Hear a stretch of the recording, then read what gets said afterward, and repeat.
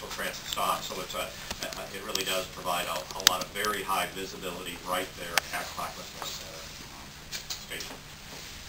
The projects that we're currently advancing in the marketplace with proposals or bids awarded include our bike parking improvements. And just to remind you, that's bike stations, if you will, or parking areas at the Sunset Transit Center, the Beaverton Transit Center, and then also the replacement of lockers that have sort of outlived their usefulness along the Blue Line, as well as some other modest upgrades elsewhere in the system. We have pedestrian crossing improvements, which are really scattered throughout the system, and we've prioritized the improvements that come out of a recent study on pedestrian safety. We're repainting light rail stations.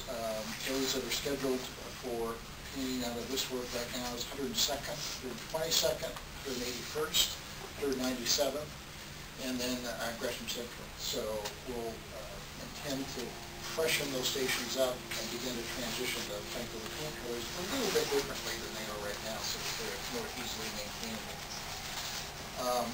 We have a number of places where we're replacing or repairing the tactile pavers of the stations.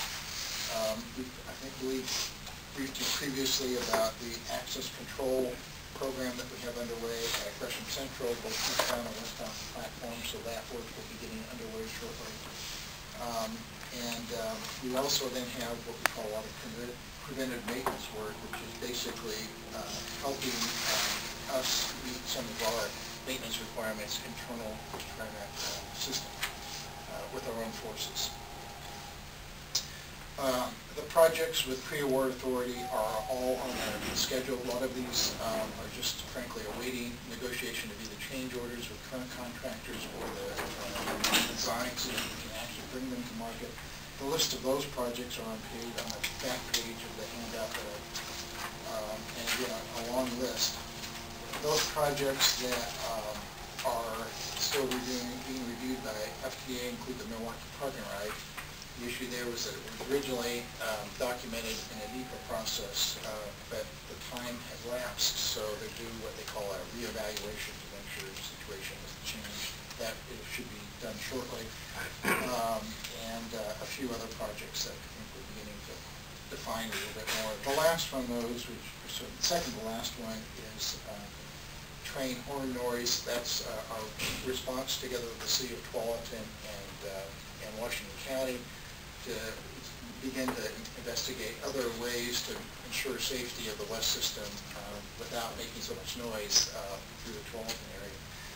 And we're beginning the study work on that to sort of define what specific applications of solution would work at each location along the line. And actually Washington County has agreed to fund that initial study, so again, we'll have some time to begin to process this work with FDA. There's a reiteration, if you will, of the overall timeline. The one that I would note is that I would have edited differently had I paid attention earlier.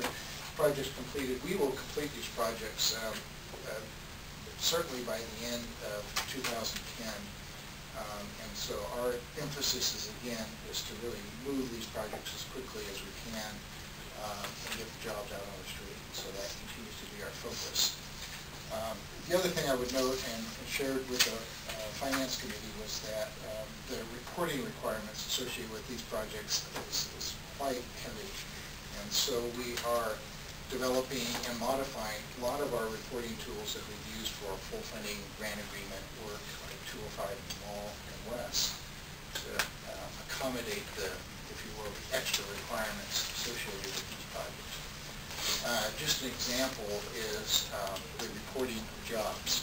And so we're required, in all of our work, we have very detailed procedures in a database system that we've actually developed over the last few years called Relations that track, if you will, our compliance with Davis Bacon associated with these jobs. So that begins to track the number of hours of each trade, laborers, ironworkers, carpenters, what have you, on each of our jobs. And we're now translating that Relations database to service on these ARA projects that will show a sort of expansion of that, because in addition to the trade workers that will be tracking the jobs and the actual jobs, we'll also be tracking the design time and the management time associated with all the projects, which is typically not something that we've done in the past. The nice sidelight out of that is I think we'll be able to document what I have thought for a long time, which is that transit work actually is more employment intensive, construction work is more construction intensive than, for example, highway or other public works. And so I think we'll have some excellent data at the end of it.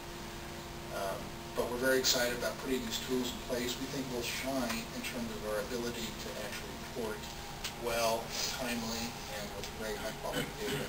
But there's a great deal of effort put into that as well. So, maybe just a quick stress on that last point about the reporting. We had a chance to be able to meet with Peter DeFazio, Congressman DeFazio, about a week and a half ago, and shared with him this Elations software. And he was very, very taken with it, because really what most of the ARRA, the American Reinvestment and Recovery Act, so I flipped the R's, whatever, and ARRA, the stimulus, is that they're all doing it mostly across the nation on estimates. That is, that every $1 million produces about this many jobs, and that's all they've really done. This literally tracks by the hour level of work at the trades level. A little bit more difficult kind of the management and the design level, but we are going to be able to adapt it.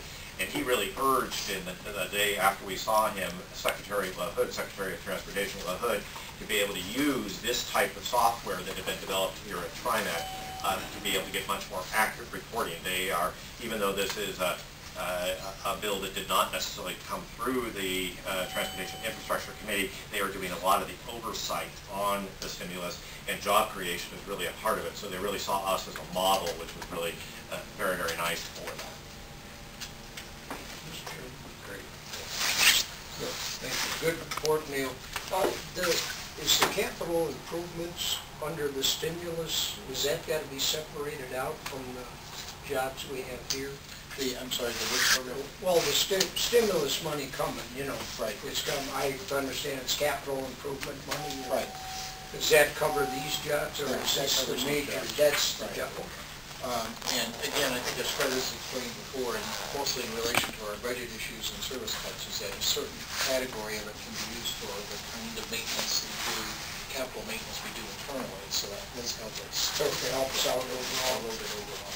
The one I don't see on here is the I thought we were replacing all the ticket issues that we're having all the problems with, Neil. Right, that's not actually part of the stimulus program, but we do have a program which is updating those machines. But we are moving on that. Yes. I know we've had a big problem with the ticket issues. Yeah, and that was all done in coordination with the new projects coming online, so to make sure that we have sort of new generation, if you will, of ticket machines available to us.